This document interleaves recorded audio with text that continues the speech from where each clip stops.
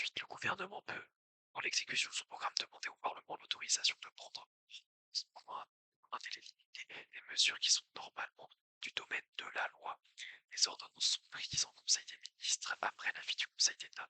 Elles sont en vigueur dès leur publication, mais deviennent caduques si le projet de loi de ratification n'est pas déposé devant le Parlement avant la date fixée par la loi d'habilitation.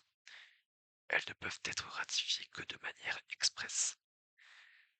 À l'expiration du délai mentionné au premier alinéa du présent article, les ordonnances ne peuvent être modifiées que par la loi dans les matières qui sont du domaine législatif. Article 39. L'initiative des lois appartient au Premier ministre et aux membres du Parlement. Les projets de loi sont délibérés au Conseil des ministres après avis du Conseil d'État et déposés sur le bureau de l'une des deux assemblées. Les projets de loi de finances et de loi de financement de la sécurité sociale sont soumis en premier lieu à l'Assemblée nationale sans préjudice du premier alinéa de l'article 44. Les projets de loi ayant pour principal objet l'organisation des collectivités territoriales sont en premier lieu au Sénat. Présentation des projets de loi déposés devant l'Assemblée nationale où le Sénat répond aux conditions fixées par une loi organique. Les projets de loi ne peuvent être inscrits à l'ordre du jour si la conférence des présidents de la première assemblée saisie constate que les règles fixées par la loi organique sont méconnues. En cas de désaccord entre la conférence des présidents et le gouvernement, le président de l'Assemblée nationale intéressé, le Premier ministre peut saisir le Conseil constitutionnel qui statue dans un délai de 4 jours. Dans les conditions prévues par la loi, le président d'une assemblée peut soumettre pour avis au Conseil d'État avant son examen en commission une proposition de loi déposée par l'un des membres de cette assemblée si ce dernier s'y oppose. Article 40.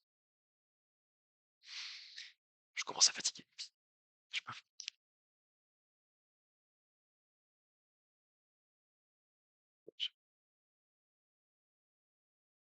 Article 40.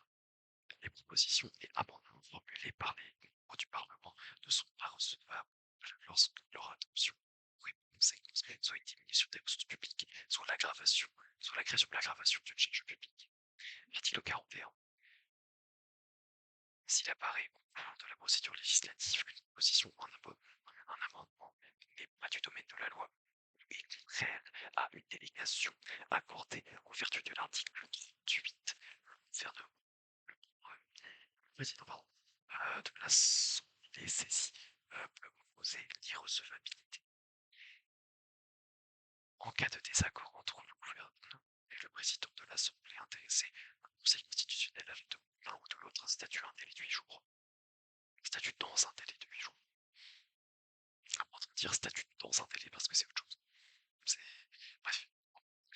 Article 42, la vérité bien sûr. La discussion des projets et des propositions de loi porte en séance sur le texte adopté par la commission saisie en application de l'article 43 ou à défaut sur le texte dont l'Assemblée a été saisie. Toutefois, la discussion en séance des projets de révision constitutionnelle, des projets de loi de finances et des projets de loi de financement de la sécurité sociale porte en première lecture devant la première assemblée saisie sur le texte présenté par le gouvernement et pour les autres lectures sur le texte transmis par l'autre assemblée. La discussion en séance en première lecture d'un projet d'une proposition de loi ne peut intervenir. C'est bizarre, je me suis fixé, c'est horrible.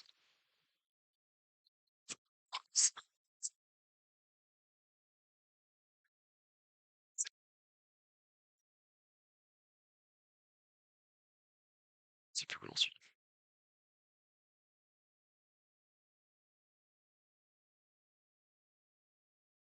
La discussion en séance en première lecture d'un projet ou d'une proposition de loi ne peut intervenir devant la première assemblée saisie à l'expiration d'un délai de 6 semaines après son dépôt.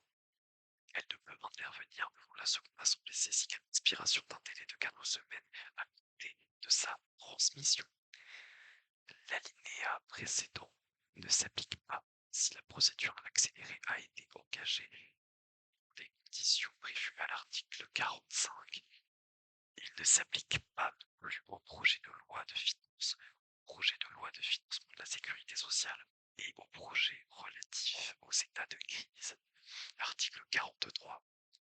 Les projets et propositions de loi sont envoyés pour examen à l'une des commissions permanentes, limitée à 8 chaque assemblée. À la demande du gouvernement de l'Assemblée nationale qui est saisie, les projets et propositions de loi sont envoyés pour examen à une commission spéciale désignée à cet effet. Article 44. Les membres du Parlement et le gouvernement ont le droit d'amendement. Ce droit s'exerce en séance de commission selon les conditions fixées par les règlements des assemblées dans le cadre déterminé par une loi organique. Après l'ouverture du débat, le gouvernement peut s'opposer à l'examen de tout amendement qui n'est pas antérieurement soumis aux commissions. Si le gouvernement le demande, l'Assemblée saisie se prononce par un seul vote sur toute partie du texte, en discussion ne retenant que les amendements proposés ou acceptés par le gouvernement. C'est là qu'on voit quand même à quel point le pouvoir exécutif a eu une prise immense sur le législatif sous la 5e.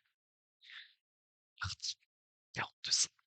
Le projet en proposition de loi qui est examiné successivement les deux assemblées du Parlement ont vu de l'adoption d'un texte identique sans préjudice de l'application des articles 40 et 41, tout amendement est recevable en première lecture lorsqu'il présente un lien, même indirect, avec le texte déposé ou transmis.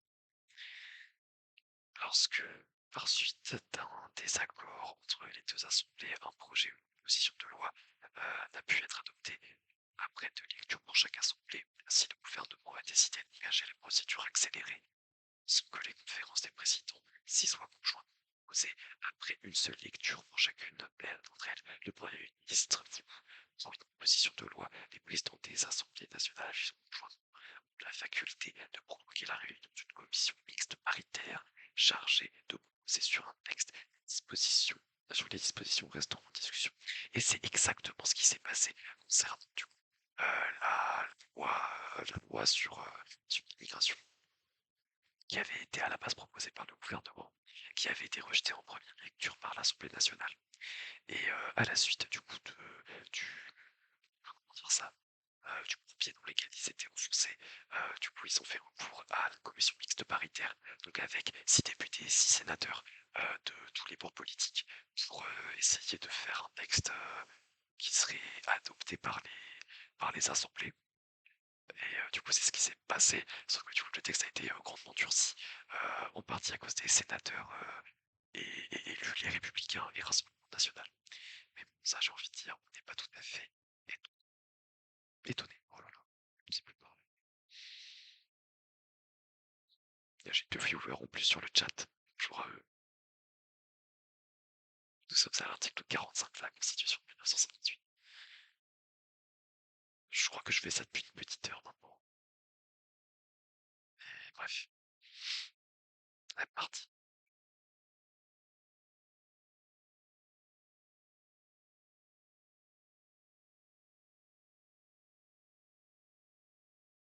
C'est bon, poursuit.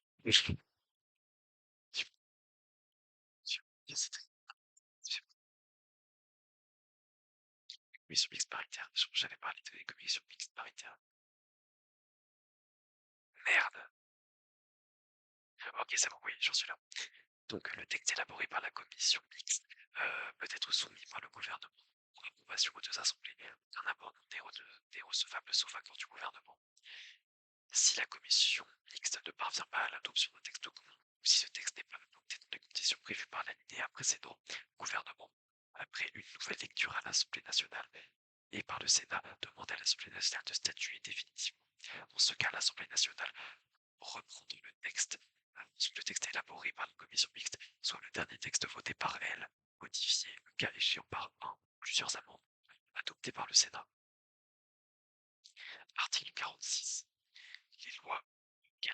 Constitution confère le caractère de loi organique sont votées et modifiées dans les conditions suivantes. Le projet de proposition ne peut en première lecture être soumis à la délibération.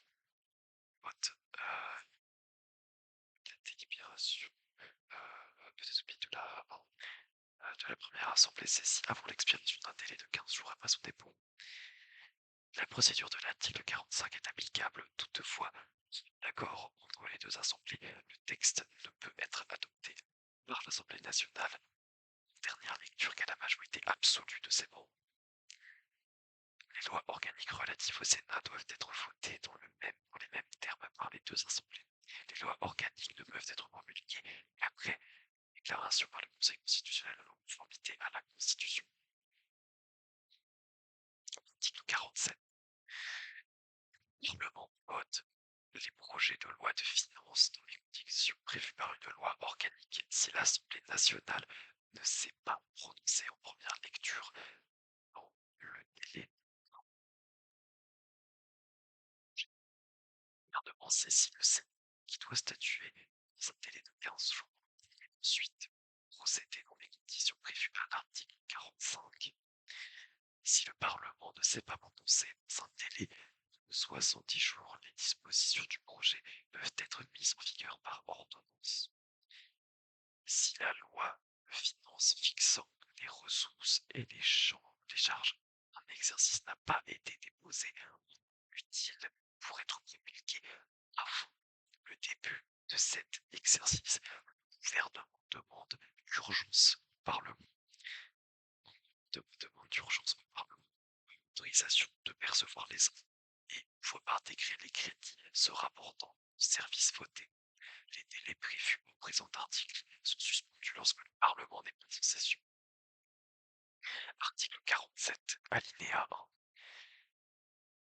Le Parlement vote les projets de loi de financement de la sécurité sociale dans les conditions prévues par une loi organique. Si l'Assemblée nationale ne s'est pas prononcée en première lecture dans le délai de 20 jours après le dépôt d'un projet, le gouvernement saisit le Sénat qui doit statuer dans un délai de 15 jours. Il est ensuite procédé les conditions prévues à l'article 45.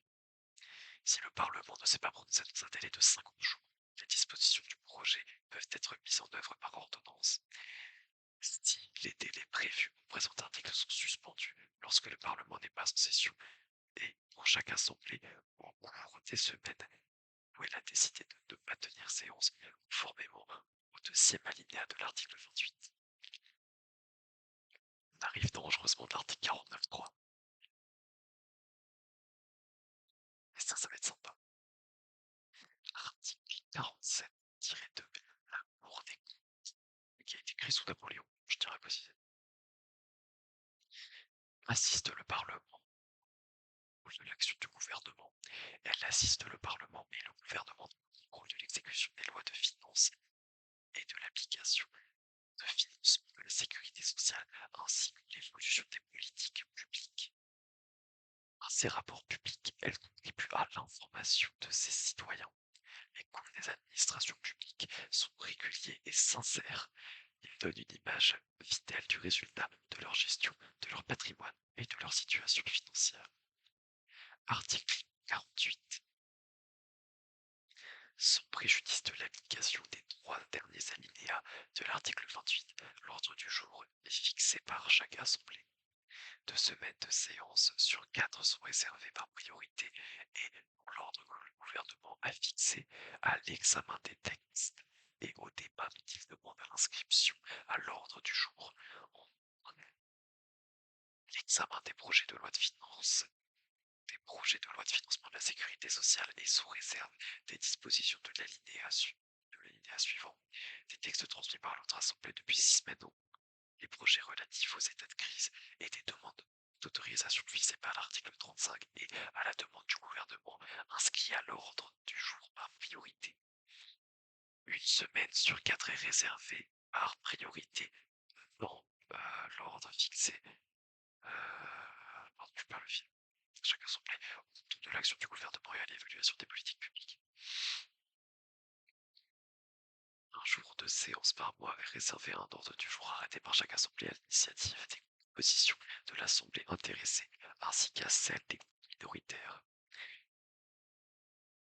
Une séance au moins, y compris pendant les sessions extraordinaires prévues à l'article 29, est réservée en priorité aux questions des membres du Parlement et aux réponses du gouvernement. Ça, je vous invite à regarder. C'est ce qu'on appelle les séances de questions au gouvernement. Et c'est trop bien. C'est vraiment génial. Parce qu'en fait, du coup, t'as les parlementaires qui, du coup, font vraiment genre couper les membres du gouvernement à la gorge en leur demandant des comptes sur ce qu'ils font et leurs actions. Je trouve ça vraiment intéressant. Et en plus, c'est l'occasion de se familiariser avec les députés qui siègent à l'Assemblée. Moi, je trouve que c'est vraiment très très bien. Et si vraiment vous avez du temps à perdre, ça peut être très intéressant. Le fameux famous article 49. Le Premier ministre peut, après délibération du Conseil des ministres, engager devant l'Assemblée nationale la responsabilité du gouvernement sur son programme, éventuellement une déclaration de politique générale. L'Assemblée nationale met en cause la responsabilité du gouvernement par le vote d'une motion de censure. Une telle motion n'est recevable que si elle est signée par un dixième au moins des membres de l'Assemblée nationale. Le vote ne peut avoir lieu que 48 heures après son dépôt. Seuls sont recensés les votes favorables à la motion de censure qui ne, qui ne peut être adoptée qu'à la majorité des membres composant l'Assemblée nationale. Sauf dans le cas prévu à l'alinéa ci-dessous. Un député ne peut être signataire de plus de 3 motions de censure au cours d'une même session ordinaire et plus d'une au cours d'une même session extraordinaire. Le Premier ministre peut, après délibération du Conseil des ministres, engager la responsabilité du gouvernement devant l'Assemblée nationale sur le vote d'un projet de loi de finances ou de financement de la sécurité sociale.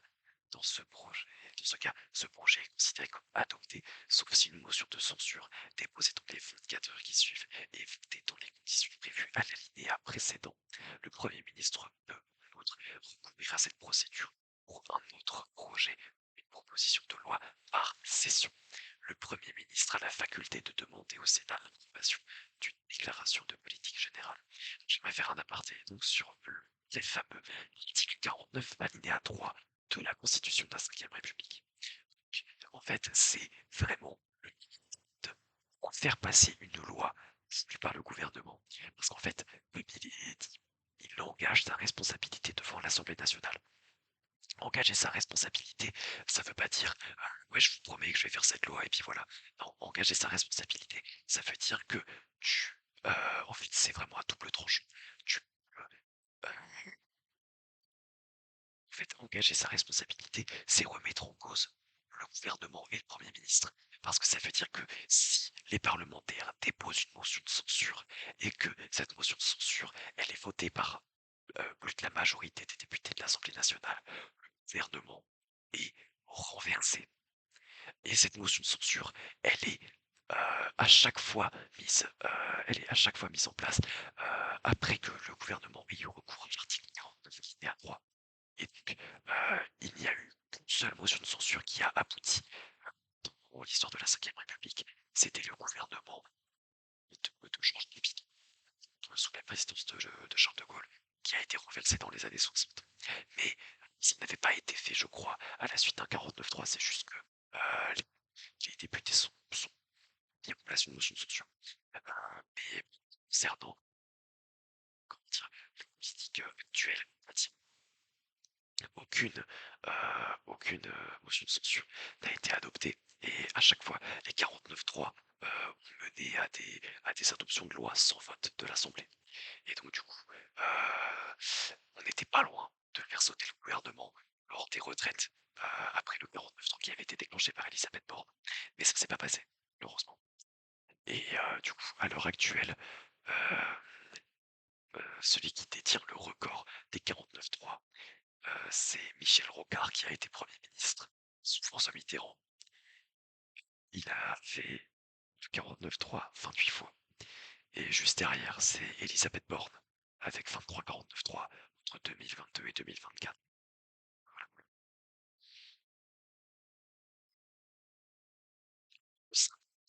Lorsque l'Assemblée nationale adopte une motion de censure ou lorsqu'elle désapprouve le programme, une déclaration de politique générale du gouvernement, le Premier ministre doit remettre au président de la République la démission du gouvernement. Donc voilà.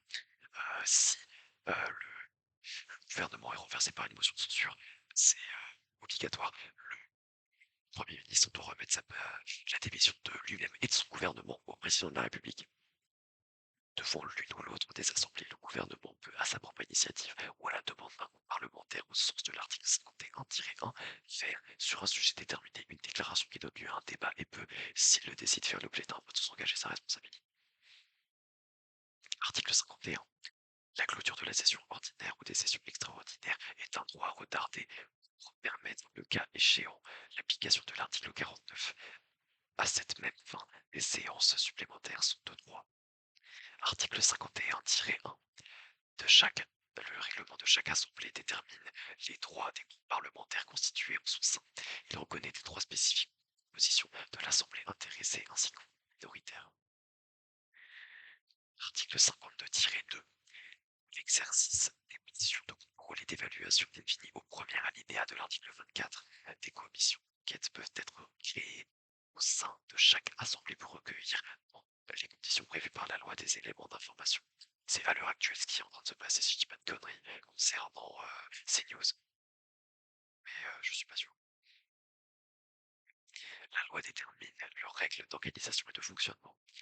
Leurs conditions de création sont fixées par le règlement de chaque assemblée. Mais la moitié de la Constitution.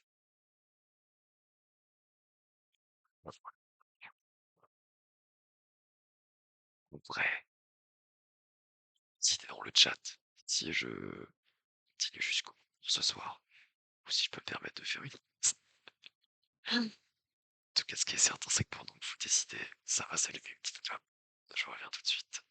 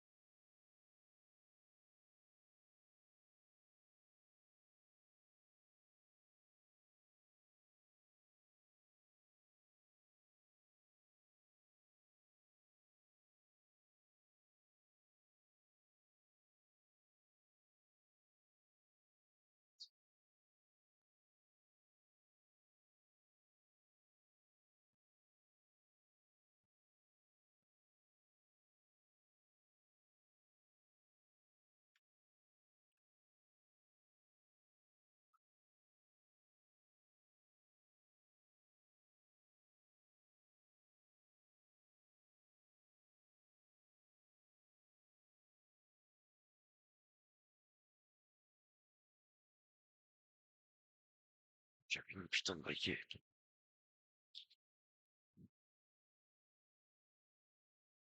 J'ai quoi, le putain de briquet fait chier.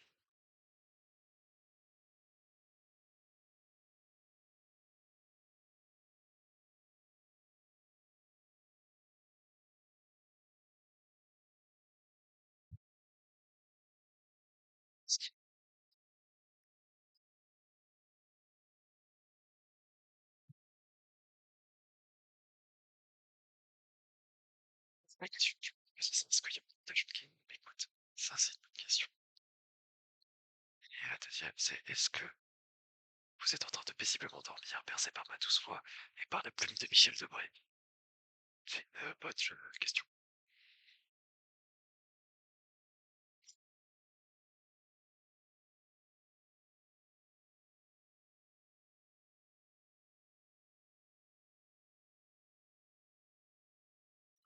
Strike sur Twitch parce que je fume.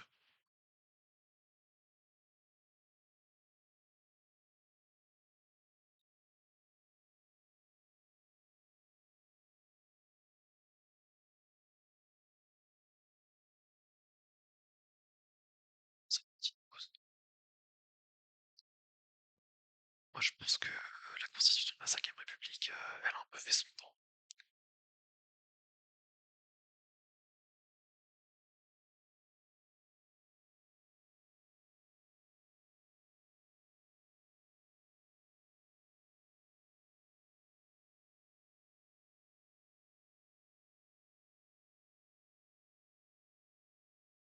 C'est juste des exécutifs, ce sont le président de la République. Ouais,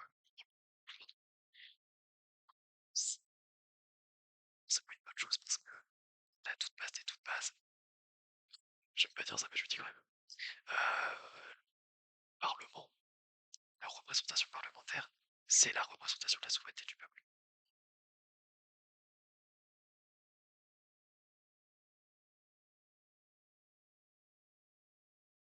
Après, selon moi, le meilleur mode de gouvernement, qui n'est pas possible de toute manière à mettre en place en France, c'est la démocratie directe et fédérale.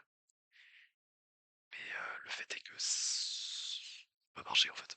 Simplement parce que le territoire français est beaucoup libre. Ça peut se faire dans des petits États comme la Suisse, l'Autriche, etc. Mais ça peut pas se faire malheureusement sur le territoire français. Je trouve que c'est dommage.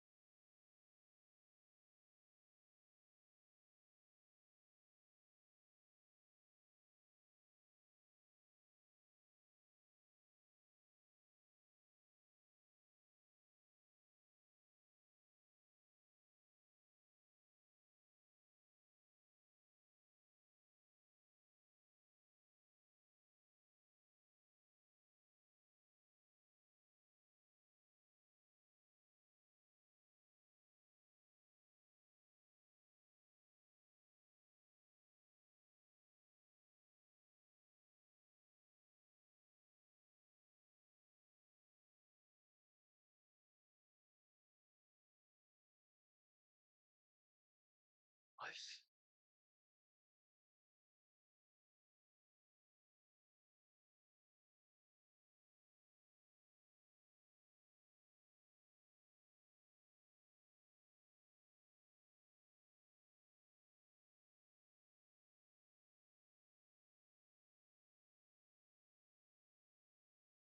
super. Second fumeur. Elle finit bien celle-là. Commence jamais, gamin. C'est un gouffre financier.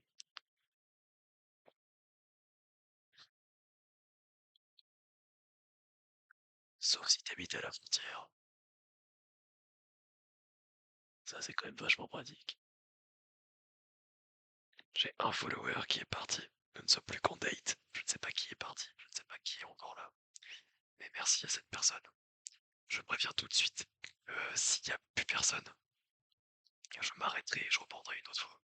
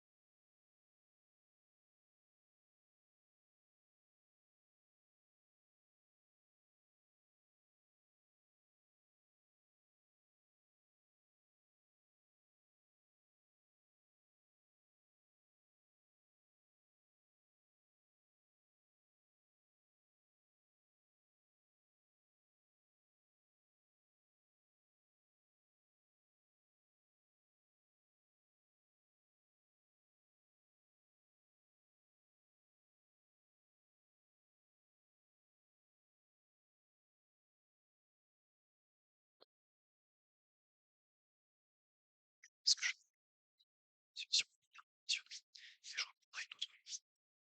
Parce que, mine de rien, c'est relativement cet exercice.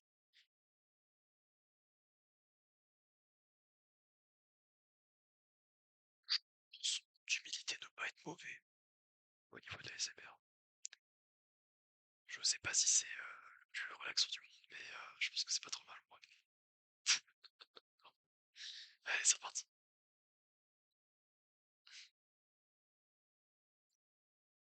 Le prix, titre 6 des traités internationaux. Article 52. Le président de la République négocie et ratifie les traités.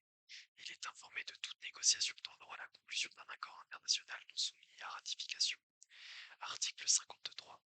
Les traités de paix, les traités de commerce, les traités ou accords relatifs à l'organisation internationale, ceux qui engagent les financements de l'État, ceux qui modifient des dispositions de nature législative, ceux qui sont relatifs à l'état des personnes, ceux qui comportent cession, échange, adjonction de territoire,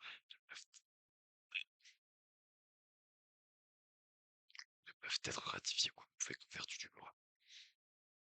Ils ne prennent effet qu'après avoir été ratifiés ou approuvés. Nulle cession, nul échange, nulle adjonction de territoire n'est valable sans le consentement des populations intéressées. Ça, en gros, ça veut dire on n'annexe pas les gens et on ne vire pas un territoire de la République sans qu'il y ait une consultation du peuple concerné à la base. J'ai envie de dire que c'est plutôt pas mal. Et même si ça pourrait être très très drôle, genre là d'un coup d'un seul, Macron vire les Bretons de la France. Article 53-1. La République peut conclure avec les États européens qui sont liés par des engagements négociés en matière d'asile et de protection des droits de l'homme et des libertés fondamentales, des accords déterminant leurs compétences respectives pour l'examen des demandes d'asile qui leur sont présentées.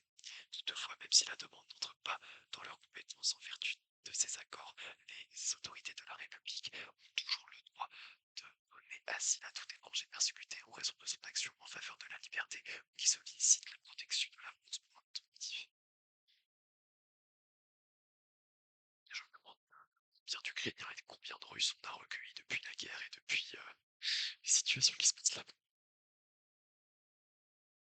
La République peut reconnaître, article 52, 53-2, la République peut reconnaître la juridiction de la Cour pénale internationale dans les conditions prévues par le traité signé le 18 juillet 1998, qui à ce moment-là avait dû être ratifié par Monsieur le Président de la République Jacques Chirac, en fonction entre 1980, 92, je sais plus, je sais plus quand est-ce qu'il a été président Chirac. C'est désastreux. Peu importe. Euh, Article 54. Ainsi, le Conseil constitutionnel saisi par le président de la République, par le Premier ministre, par le président de l'une ou l'autre assemblée, par 60 députés ou 60 sénateurs, a déclaré qu'un engagement international comporte une cause contraire à la Constitution. Bah, je sais plus, chef, du 59. Est-ce que tu sais, toi? L'autorisation de ratifier l'engagement international en cause ne peut intervenir qu'après révision de la Constitution. Je sais qu'en fait, Jacques Chirac, il a fait un septennat et un quinquennat, puisque c'est lui qui est à l'origine de la réduction de la durée du mandat présidentiel.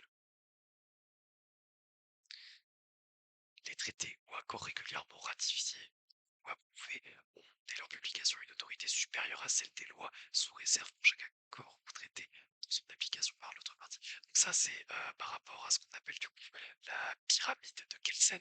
En fait, qu'est-ce que c'est la pyramide de Kelsen? En fait, Kelsen, c'est un juriste autrichien qui a théorisé la comment dire, l'importance des lois. Parce qu'en fait, chaque loi n'est pas égale à une autre.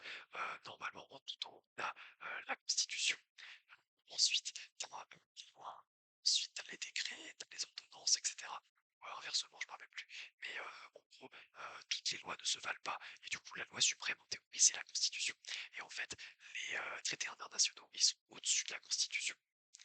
Donc, voilà, ça peut être amené à, comment dire, parfois tu es obligé de faire en sorte que la Constitution elle soit en accord avec le traité, sinon tu ne peux pas l'appliquer. J'imagine que c'est le cas pour le traité de Maastricht concernant l'Union européenne, ou le traité de San Francisco concernant les Nations Unies.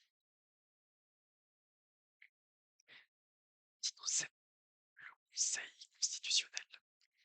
Article 56. Le Conseil constitutionnel comprend 9 membres dont le mandat dure 9 ans et n'est pas renouvelable. Le Conseil constitutionnel se renouvelle par tiers tous les 3 ans. 3 des membres sont nommés par le président de la République, 3 par le président de l'Assemblée nationale, 3 par le président du Sénat. La procédure suivie au dernier alinéa de l'article 13 est applicable à ces nominations. Les nominations effectuées par le président de chaque assemblée sont soumises au seul avis de la commission permanente compétente de l'assemblée concernée. En sus des 9 membres prévus ci-dessous, de 3 parties avis du Conseil constitutionnel, les anciens présidents de la République. Le président est nommé par le président de la République. Il a une voix prépondérante en cas de partage. Donc à l'heure actuelle, le président du Conseil constitutionnel, c'est Laurent Fabius, qui est un ancien socialiste, je crois. Et oui, effectivement, c'est intéressant de savoir que en gros, chaque ancien président de la République, donc à l'heure actuelle, uniquement Nicolas Sarkozy et François, puisque c'est les seuls qui sont encore en vie, peuvent siéger s'ils sont en vie au Conseil constitutionnel.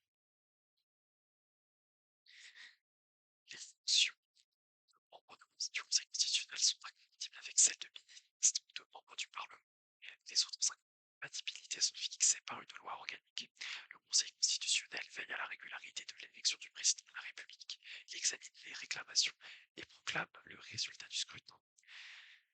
Article 59. Le Conseil constitutionnel statue en cas de contestation sur la régularité de l'élection des députés et des sénateurs. Article 60. Le Conseil constitutionnel veille à la régularité des opérations de référendum prévues aux articles 11 et 89 et au titre 15 et proclame les résultats. Article 61. T'es un malade mais bravo, tu es vaillant. Je crois que je vais t'écouter pour dormir, c'est avec un grand plaisir. Maxence, aucun problème. Les lois organiques avant leur promulgation, les propositions de loi mentionnées à l'article 11 avant qu'elles ne soient soumises au référendum et les règlements des assemblées parlementaires avant leur mise en application doivent être soumis au Conseil constitutionnel qui se prononce sur leur conformité à la Constitution. Aux mêmes fins, les lois peuvent être déférées au Conseil constitutionnel avant leur promulgation par le président de la République, le Premier ministre, le président de l'Assemblée nationale, le président du Sénat ou 60 députés ou 60 sénateurs. Dans les cas prévus aux 2 alinéas précédents, le Conseil constitutionnel doit statuer dans le délai d'un mois. Toutefois, à la demande du gouvernement, s'il y a urgence, ce délai est ramené à 8 jours. Dans ces mêmes cas, la saisine du Conseil constitutionnel suspend le délai de promulgation. Article 61-1. Lorsque, à l'occasion d'une instance en cours devant une juridiction, il est soutenu qu'une disposition législative porte atteinte aux droits et libertés que la Constitution garantit, le Conseil constitutionnel peut être saisi de cette question sur renvoi du Conseil d'État ou de la Cour de cassation, qui se prononce dans un délai déterminé. Une loi organique détermine les conditions applicables d'application du présent article. Article 62. Une disposition déclarée inconstitutionnelle sur le fond de l'article 61 ne peut être promulguée ni mise en application. Une disposition déclarée inconstitutionnelle sur le fond de l'article 61-1 est abrogée à compter de la publication de la décision du Conseil constitutionnel ou d'une date ultérieure fixée par cette décision. Le Conseil constitutionnel détermine les conditions et limites dans lesquelles les effets que la disposition produit sont susceptibles d'être les décisions du Conseil constitutionnel ne sont susceptibles qu'un recours. Elles s'imposent au pouvoir public et à toutes les autorités administratives et juridictionnelles. Article 63. Une loi organique détermine les règles d'organisation et de fonctionnement du Conseil constitutionnel. La procédure, putain t'es courageux, très courageux, je sais, détermine les règles d'organisation. La procédure qui est suivie devant lui et notamment les délais ouverts pour saisir les contestations, le saisir des contestations. Parce que ça vient de casse-couille à rajouter des mots qui servent à rien. Oui. L'autorité judiciaire, article 64. Le président de la République est garant de l'indépendance de l'autorité judiciaire. Il est assisté par le Conseil supérieur de la magistrature. Une loi organique porte statut des magistrats. Les magistrats du siège sont inamovibles. Article 65. Le Conseil supérieur de la magistrature comprend une formation à l'égard des magistrats du siège et une formation compétente à l'égard des magistrats du parquet. La formation compétente à leur égard à l'égard des magistrats du siège est présidée par le premier président de la Cour de cassation. Elle comprend en outre 5 magistrats du siège et un magistrat du parquet, un conseiller d'État désigné par le Conseil d'État, un avocat, ainsi que 6 personnalités qualifiées qui n'appartiennent ni au Parlement, ni à l'ordre judiciaire, ni à l'ordre administratif. Le président de la République, le président de l'Assemblée nationale et le président du Sénat décident. Non, tais-toi, Lou, il faut que je continue. Les procédures prévues au dernier alinéa de l'article 13 est applicable aux nominations des personnalités qualifiées.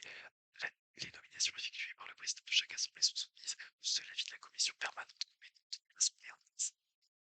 Je vais juste faire une parenthèse vite fait sur la Cour de cassation qui a été mentionnée à plusieurs reprises. Vous savez peut-être pas forcément ce que c'est pour ceux qui n'ont pas forcément fait de droit. Alors en fait, la Cour de cassation, c'est une autorité de, comment dire, c'est la plus haute instance juridictionnelle en matière de droit pénal. Donc, en gros, dès qu'un justiciable se retrouve dans une affaire judiciaire, ça peut aller, ça va normalement en premier lieu dans un tribunal. Ça peut être le correctionnel ou les assises, ça dépend de la gravité du crime, plutôt de l'infraction, on va dire. Ensuite, à la suite du premier jugement, à la suite du jugement de première instance, tu peux faire appel. Donc, du coup, ça va aller à la cour d'appel qui va rendre soit le même jugement, soit un autre jugement que le premier tribunal. À la cour de cassation, bien sûr. Et enfin, comment dire, le justiciable a en dernier recours le pouvoir de se pouvoir en cassation.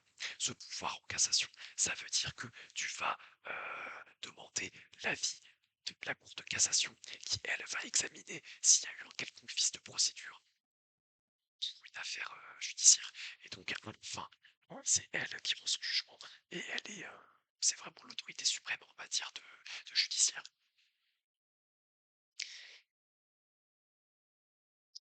La formation compétente à l'égard des magistrats du parquet est présidée par le procureur général près de la Cour de cassation.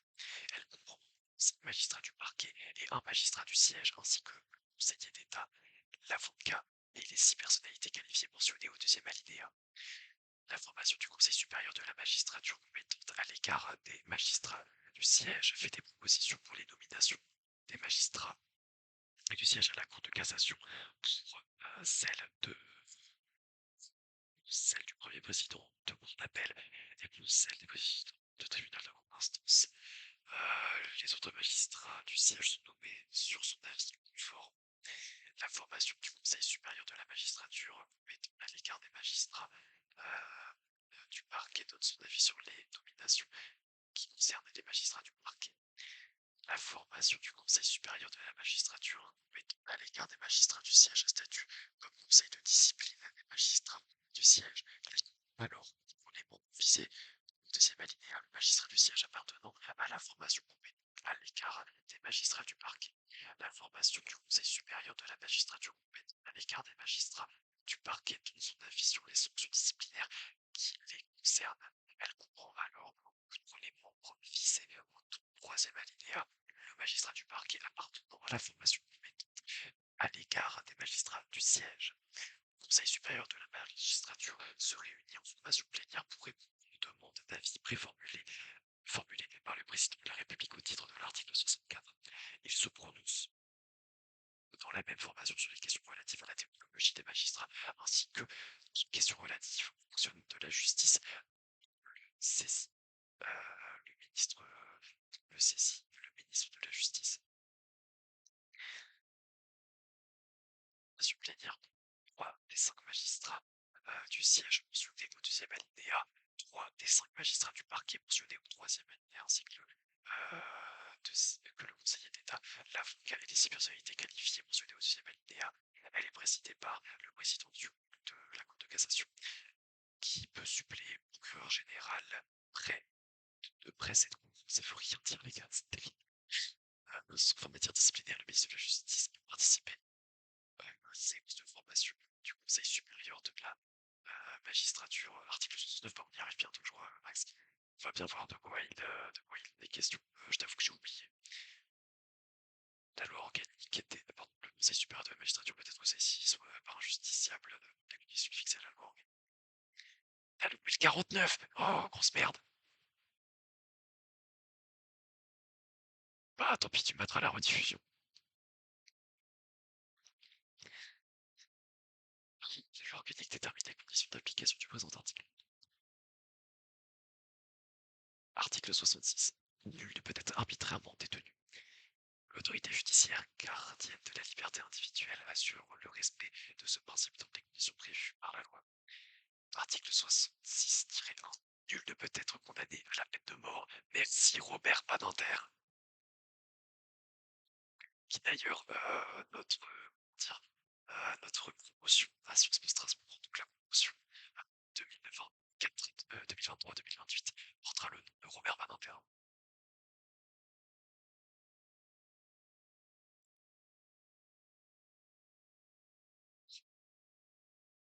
Oui, alors,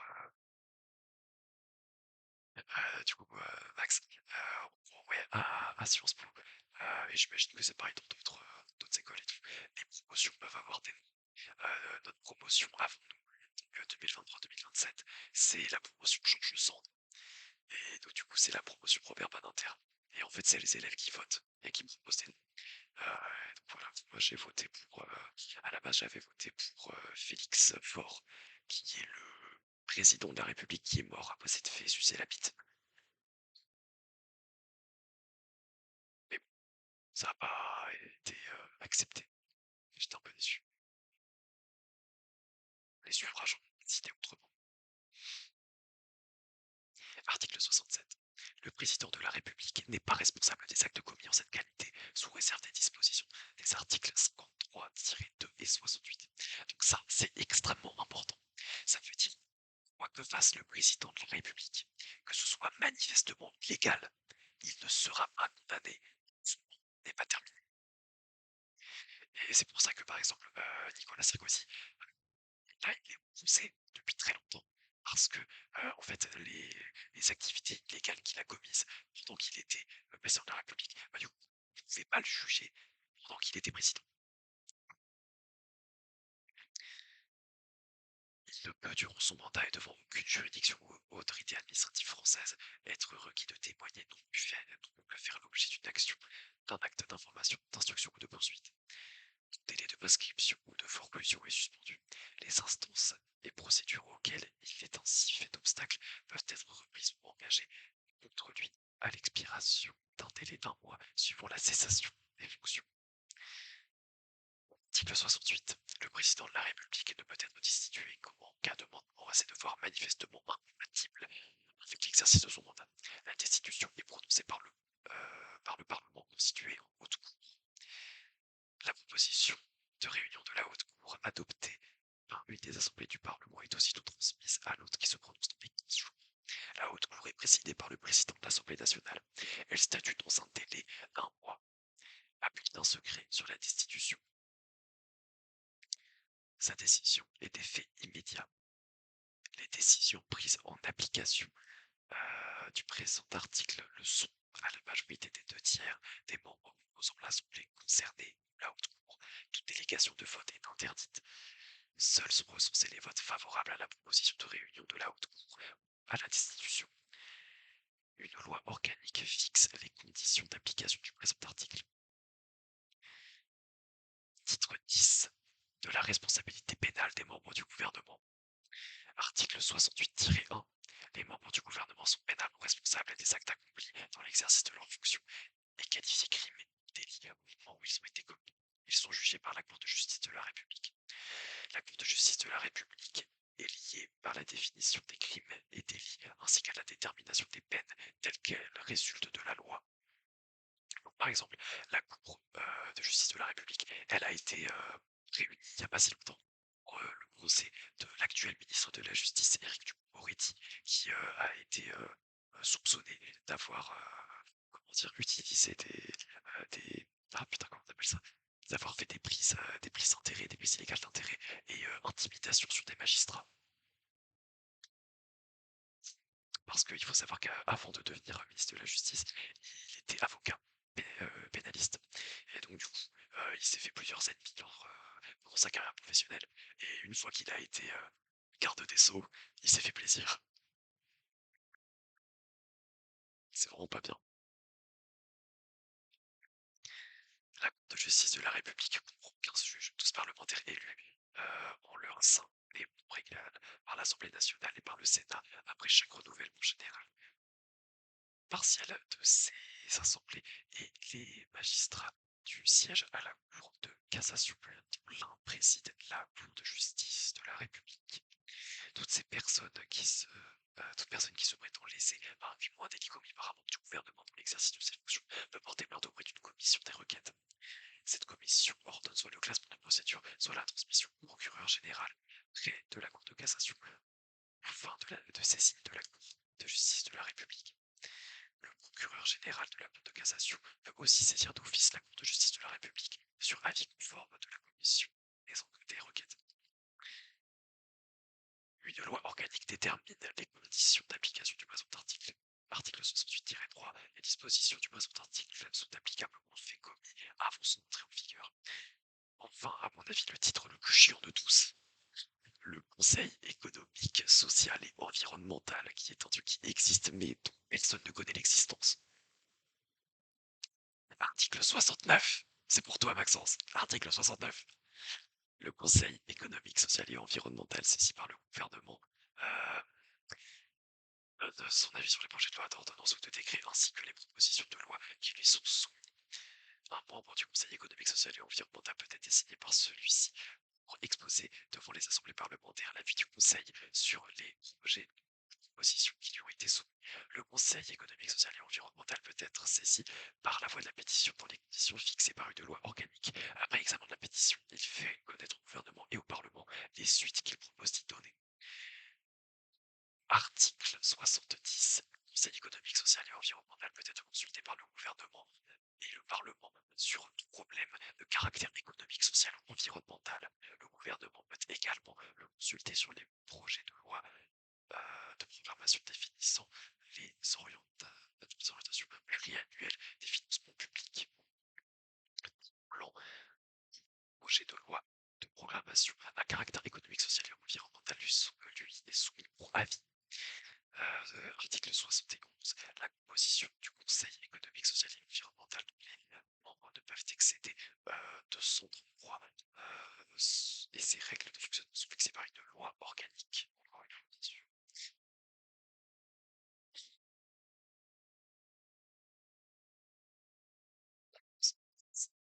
Défenseur. Moi. Les droits. Voilà, je ne sais plus parler. Article 71-1. Le défenseur des droits veille au respect des droits et des libertés par les administrations de l'État, les collectivités territoriales, les établissements publics ainsi que les organismes investis d'une mission de service public à l'égard duquel la loi organique attribue des compétences.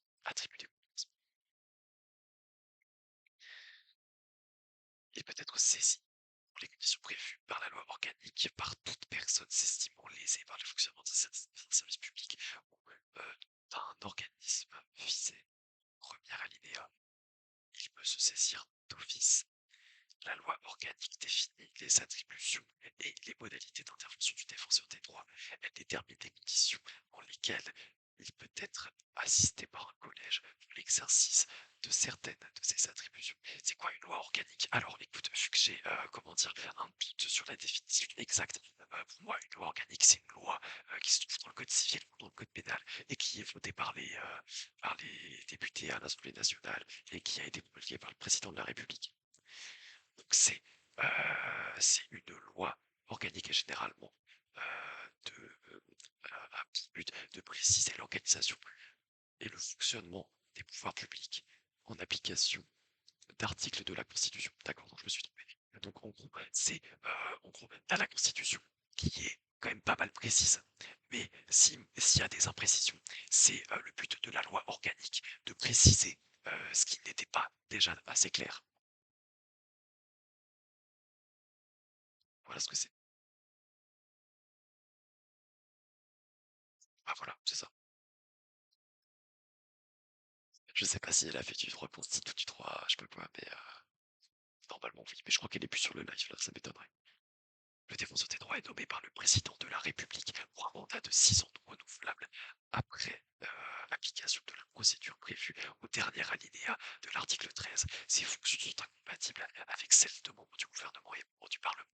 Les autres incompatibilités sont fixées par une loi organique. Le défenseur des droits rend compte de son activité au président de la République et au Parlement. Je ne sais pas qui est le défenseur des droits, j'ai envie de savoir c'est qui.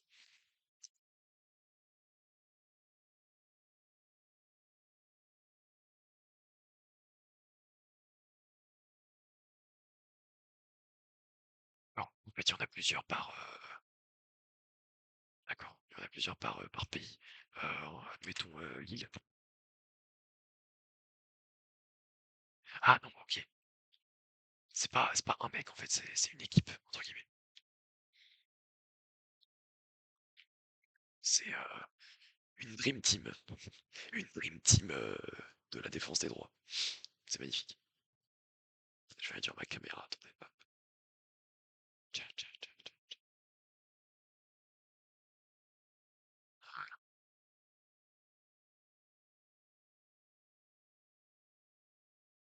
C'est trop facile de streamer.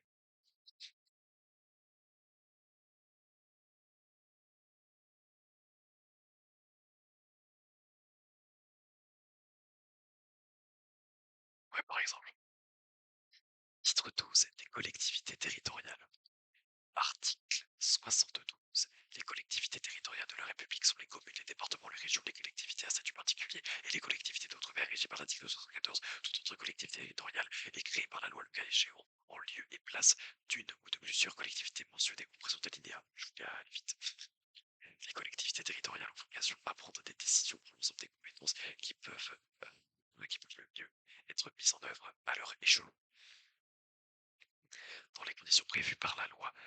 Des collectivités s'administrent librement par des conseils élus et disposent de pouvoirs réglementaires pour l'exercice de leurs compétences dans les conditions prévues par la loi organique et sauf lorsque sont en cause les conditions essentielles d'exercice d'une liberté publique ou d'un droit constitutionnellement garanti. Les collectivités territoriales ont leur peuvent, selon le cas, la loi ou le règlement à titre expérimental pour un projet un objet pardon, à une durée limitée aux dispositions législatives ou réglementaires qui régissent l'exercice de leurs compétences. Aucune collectivité territoriale ne peut exercer une tutelle sur une autre. Cependant, lorsque l'exercice des compétences nécessite de plusieurs collectivités territoriales, la loi peut autoriser l'une d'entre elles, un de leur gouvernement, à exercer les modalités de leur action commune. Les collectivités territoriales de la République, le représentant de l'État, le représentant de chaque du gouvernement à la charge des intérêts nationaux, du contrôle administratif et du respect des lois. Il reste qui sur le stream, j'en ai aucune idée. J'aimerais bien savoir, ça m'intéresse. On va voir qui sont les fidèles.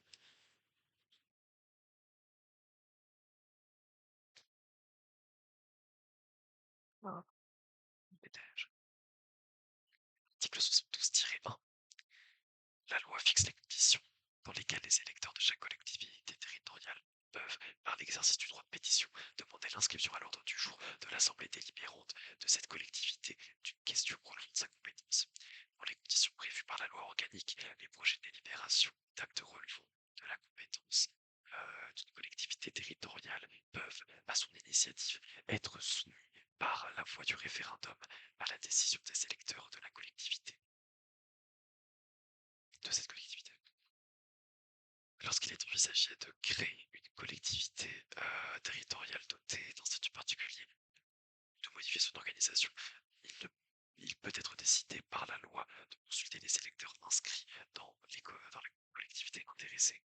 Les modifications des limites des collectivités territoriales peut également donner lieu à la consultation des électeurs pour les conditions prévues par la loi.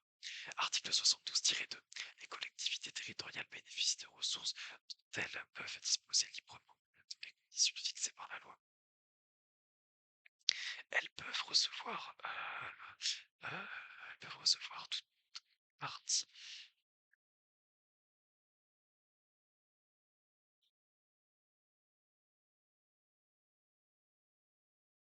Ça se lance, ça se bagarre sur Agathe dans le chat.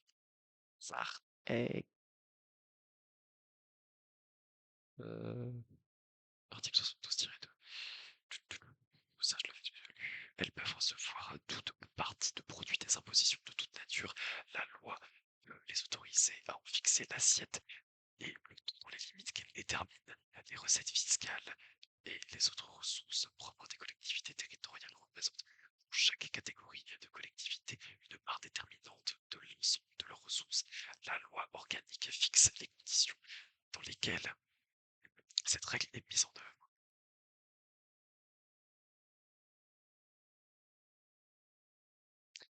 Sphère de compétence entre l'État et les collectivités territoriales s'accompagnent du live au départ. Ah, c'est trop drôle.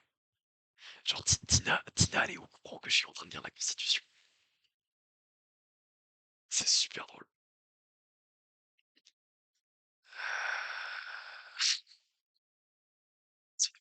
Entre l'État et les collectivités territoriales s'accompagne de l'attribution de ressources équivalentes à celles qui étaient consacrées à leur exercice. Toute création ou extension de compétences ayant pour conséquence d'augmenter les dépenses des collectivités territoriales est accompagnée de ressources déterminées par la loi.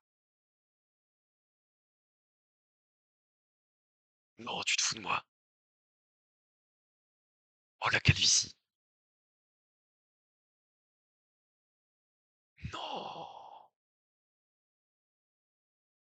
Oh, il a rejoint la calvitie. T'as vu la buzzcut. Oh bah si, on peut le faire, mais ça date. Article 72-2. Attends, j'ai déjà dit ça ou pas? Non, j'ai pas dit. Bénéficie de ressources dont elles peuvent disposer librement dans les conditions fixées par la loi. Ah, attends.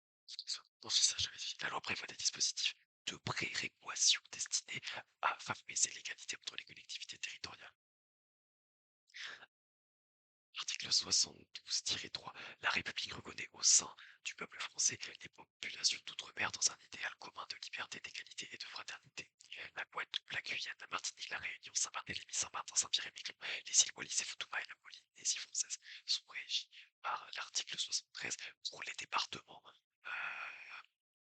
Pour les départements et les régions d'outre-mer et les collectivités territoriales créées en l'application du dernier alinéa de l'article 73 et par l'article 74 pour les autres collectivités. Le statut de la Nouvelle-Calédonie est régi par le titre 13. La loi détermine le régime législatif et l'organisation particulière des terres australes et antarctiques françaises et de Kimberton. Avec plaisir, Maxence. Article 72-4. Aucun changement pour partie de les collectivités mentionnées au deuxième alinéa de l'article 72-3 de l'un vers l'autre des régimes prévus par l'article 73-14 ne peut intervenir sans que le mentionnement des électeurs de la collectivité, la partie de la collectivité intéressée ait été préalablement recueillie dans les conditions prévues à l'alinéa suivant. Ce changement de régime est décidé par une loi organique.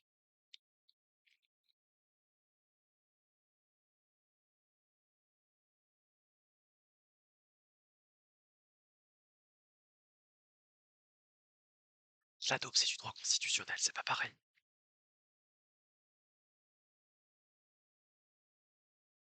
Le président de la République, sur proposition du gouvernement pendant la durée des sessions ou sur proposition conjointe des deux assemblées publiées au journal officiel, peut décider de consulter les électeurs d'une collectivité territoriale située outre-mer et sur une question relative à son organisation, à ses compétences ou à son régime législatif, lorsque la consultation porte sur un changement prévu à l'alinéa précédent et organisé sur proposition du gouvernement. Celle-ci fait devant chaque assemblée une déclaration qui est suivie d'un débat. Ils sont pas précisés si ça te fait faire un vote. Bizarre. l'article 73, dans les départements et dans les régions d'outre-mer, les lois et les règlements sont applicables de plein droit. Ils peuvent faire l'objet d'adaptations de caractéristiques et contraintes particulières de ces collectivités. Ces adaptations peuvent être décidées par ces collectivités dans les matières où s'exercent leurs compétences et si elles ont été habilitées selon le cas par la loi ou règlement.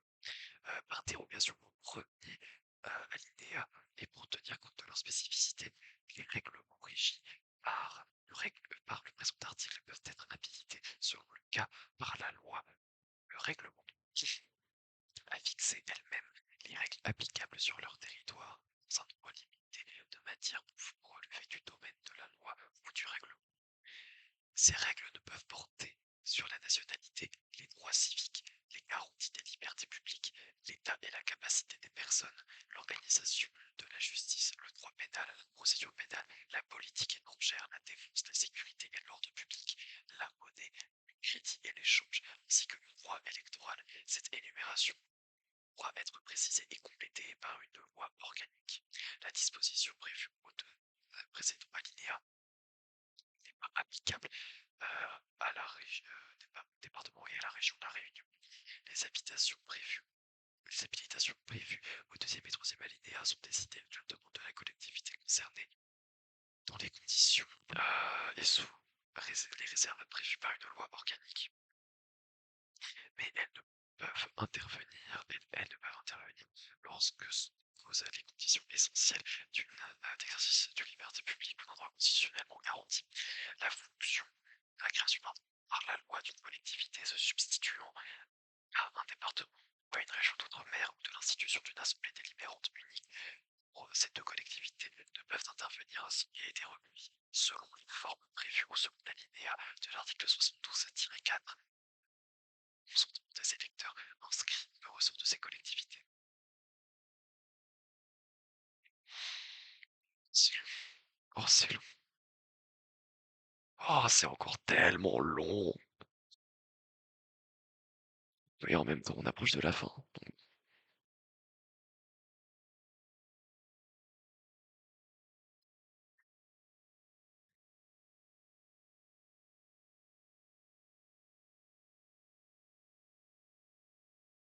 74.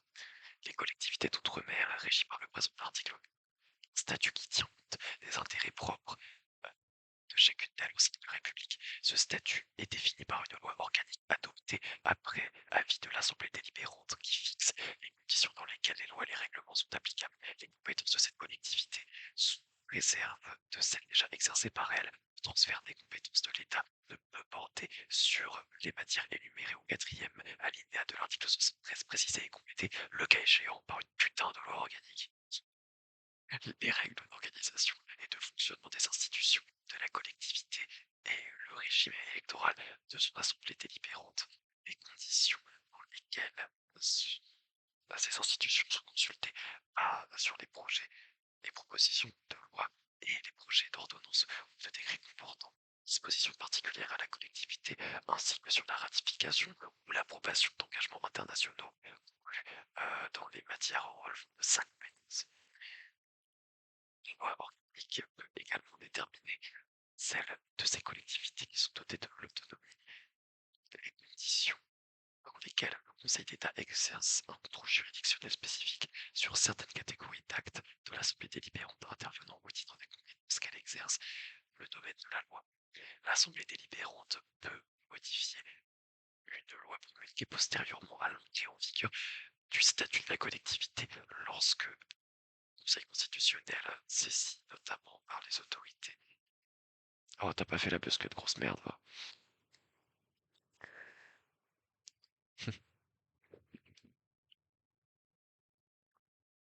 J'ai plus aujourd'hui.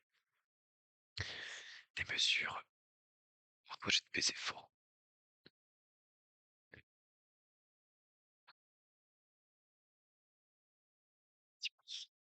C'était que la loi était intervenue dans le domaine de compétence de cette collectivité.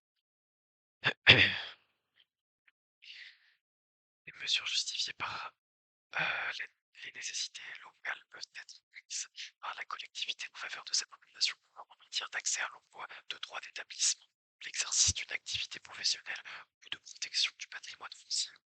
La collectivité peut participer sous contrôle de l'État à l'exercice des compétences qui concernent le respect des garanties accordées sur l'ensemble du territoire national ou l'exercice des libertés publiques.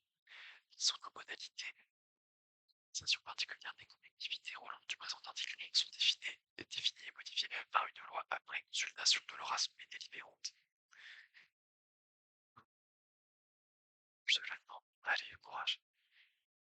Regardez ce qui reste sur le curseur. Je sais pas si vous voyez le curseur là, tout en bas. Non, de l'autre côté. Là, là. C'est un gros. Si vous restez avec moi jusqu'à la fin, vous êtes des boss. Article 74-1. Dans les collectivités d'outre-mer visées à l'article 74 et en Nouvelle-Calédonie, le gouvernement peut par ordonnance, dans les matières qui demeurent de les compétences de l'État, étendre, avec les adaptations nécessaires, les dispositions de nature législative en vigueur en métropole ou adapter les dispositions de nature législative en vigueur à l'organisation particulière de la collectivité concernée, sous réserve que la loi n'ait pas expressément exclu les dispositions en cause le recours à cette procédure. Les organisations, ouais, t'as vu ça, les ordonnances sont prises au Conseil des ministres après avis des assemblées délibérantes intéressées au Conseil d'État. Elles entrent en vigueur dès leur publication. Elles deviennent caduques en l'absence de ratification par le Parlement. Le délai de 18 mois suivant cette publication. Article 75. Les citoyens de la République qui n'ont pas le statut civil de droit commun, seul visé à l'article 34, conservent leur statut personnel donc ils n'y ont pas renoncé. Article 75-1. Les langues régionales appartiennent au patrimoine de la France. Soyons fiers de parler ch'ti, soyons fiers de parler alsacien, soyons fiers de parler breton, maoré, tout ce que tu veux. Voilà, c'est marqué dans la Constitution, et ça c'est bon.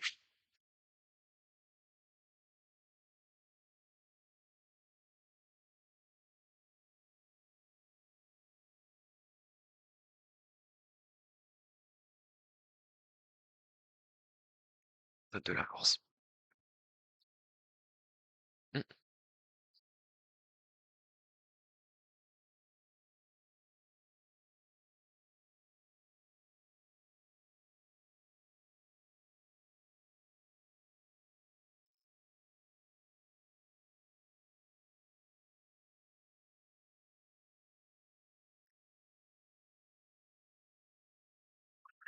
Position transitoire relative à la Nouvelle-Calédonie.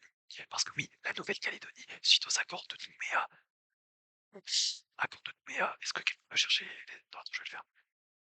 Accord de Nouméa. Les accords de Nouméa, qui datent de 96, en gros, c'est des accords qui donnent, comment dire, qui donnent la Nouvelle-Calédonie. Tu m'entends plus?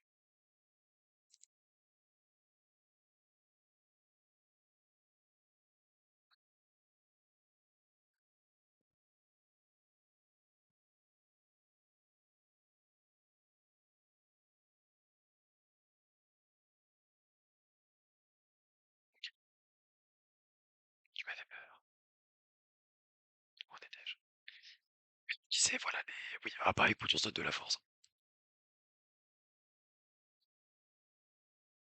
Je disais, la Nouvelle-Calédonie, du coup, c'est un territoire de la République française, mais qui est autonome. Et du coup, son statut fait l'objet d'un titre dans la Constitution. Et ça va peut-être arriver pour la Corse. Et ça, c'est cool. Article 76. Les populations de Nouvelle-Calédonie sont appelées à se prononcer avant le 31 décembre 1998 sur les dispositions de l'accord signé à Nouméa le 5 mai 1898 et publié le 27 mai de la même année au journal officiel de la République française. Sont admis à participer au scrutin toute personne remplissant leurs conditions fixées à l'article 2 de la loi numéro 88-1028 du 9 novembre 1988. Oui, tout à fait, je suis dit.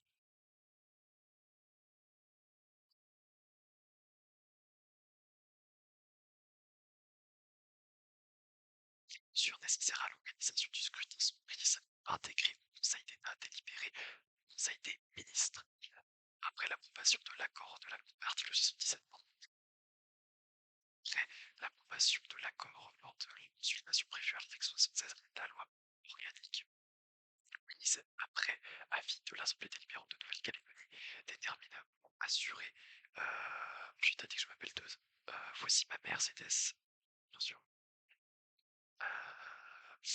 Pour assurer l'évolution de la Nouvelle-Calédonie, le respect des orientations définies par cet accord et selon les modalités nécessaires à sa mise en œuvre.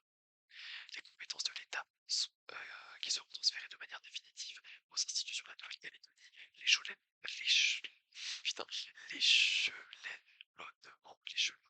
et les modalités de ces transferts ainsi que la répartition des charges résultant de ceux-ci.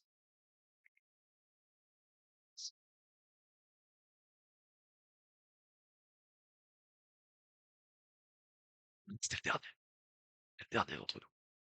Sois fort. Ah, le fameux abbé Jamel.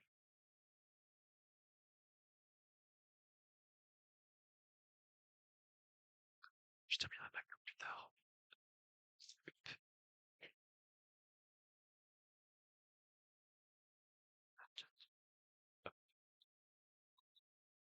Avec mon cendrier de fortune, là.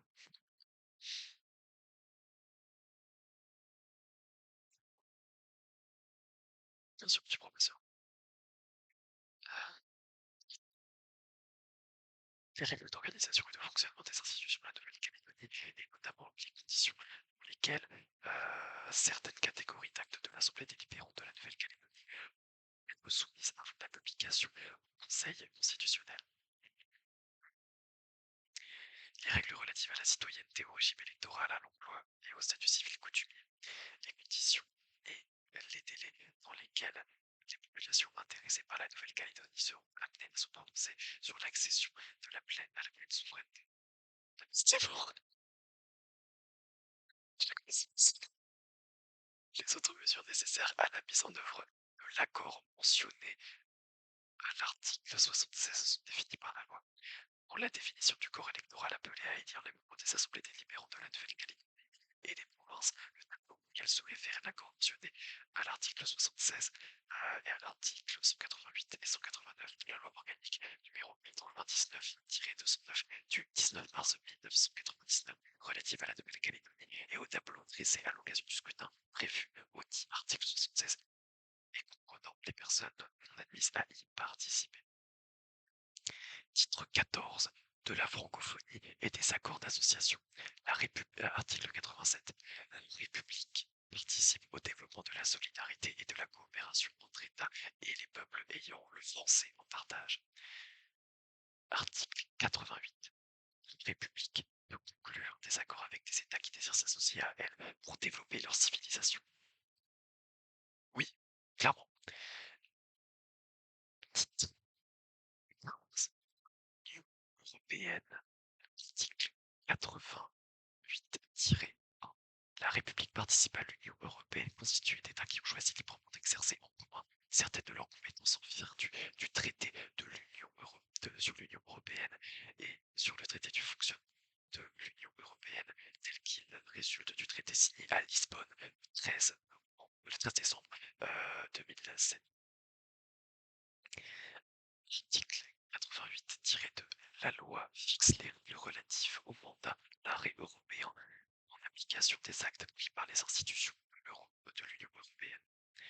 Article 88-3, sous réserve de la réciprocité et selon les modalités prévues par le traité de l'Union européenne signé le 7 février 1992, le droit de vote d'éligibilité aux élections municipales ne peut être accordé aux seuls citoyens de l'Union résidant en France. Ces citoyens ne peuvent exercer les fonctions de maire ou d'adjoint ni participer à la désignation des électeurs sénatoriaux, à l'élection des sénateurs. La loi organique votée dans les mêmes termes par les deux assemblées détermine les conditions d'application du présent article. Article 88-4. Le gouvernement soumet à l'Assemblée nationale et au Sénat, dès leur transmission au Conseil de l'Union européenne, les projets d'actes législatifs européens et des autres projets aux propositions d'actes de l'Union européenne. Selon les modalités fixées par le règlement de chaque assemblée, les résolutions européennes peuvent être adoptées, le cas échéant, en dehors des sessions, sur les projets de propositions mentionnés au premier alinéa, ainsi que sur tout document émanant d'une institution de l'Union européenne. Au sein de chaque assemblée parlementaire est instituée une commission chargée des affaires européennes. Article 88-5. Tout projet de loi autorisant la ratification d'un traité relatif à l'adhésion d'un État à l'Union européenne est soumis au référendum par le président de la République. Un peu plus que ça, je pense, Max. Un peu plus. Euh, Toutefois, par le vote d'une motion adoptée en termes identiques par chaque assemblée à la majorité des 3/5, le Parlement peut autoriser l'adoption du projet de loi selon la procédure prévue au troisième article de l'alinéa de l'article troisième alinéa de l'article 89. Entre parenthèses, cet article n'est pas applicable aux adhésions faisant suite à une conférence intergouvernementale dont la convocation a été décidée par le Conseil européen avant le 1er juillet 2004. Alors là, je ne saurais pas dire de pourquoi, mais écoute. Article 88-6. L'Assemblée nationale ou le Sénat peuvent émettre un avis motivé sur la conformité d'un projet d'acte législatif européen au principe de subsidiarité. L'avis est adressé par le président de l'Assemblée concernée au président du Parlement européen, du Conseil, de la Commission européenne, le gouvernement est informé. Chaque assemblée peut former un recours devant la Cour de justice de l'Union européenne devant un acte législatif européen pour violation du principe de subsidiarité. Ce recours est transmis à la Cour de justice de l'Union européenne par le gouvernement.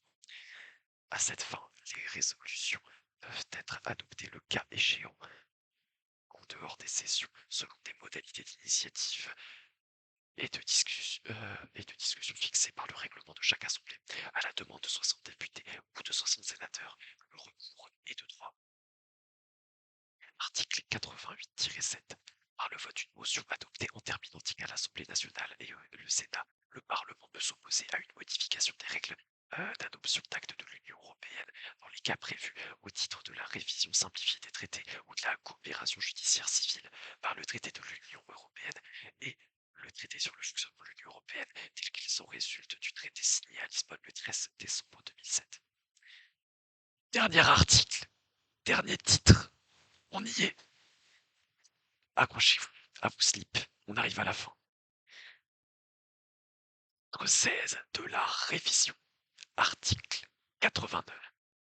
L'initiative de la révision de la Constitution appartient couramment au président de la République sur proposition du Premier ministre et aux membres du Parlement.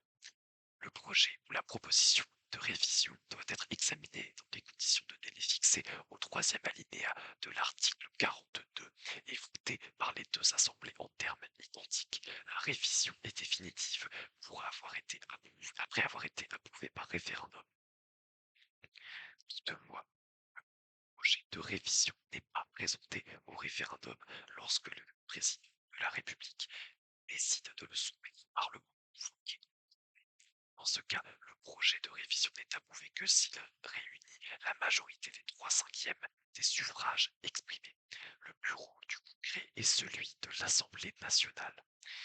Aucune procédure de révision ne peut être engagée ou poursuivie lorsqu'il est porté atteinte à l'intégrité du territoire.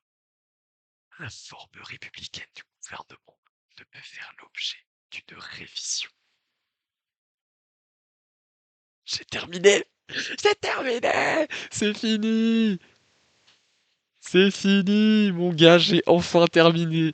J'ai lu l'entièreté de la Constitution en ASMR, de la première jusqu'à la dernière lettre. C'est tout, j'ai fini. Je peux pas dire que j'espère que ça vous aura plu, puisque ça a sûrement fait chier tout le monde qui était présent. Mais merci de m'avoir soutenu quand même pendant cette épreuve. C'était... Franchement, c'était drôle. Franchement, ça m'a fait plus rire qu'autre chose. Euh, Je suis content d'avoir fait ce gage, parce que c'était complètement con, et c'est trop cool. C'est stupide, j'adore. Voilà. Bon, allez, il est temps de clôturer ce live. C'était très sympathique. Voilà, j'ai terminé. J'ai enfin terminé. Wouh!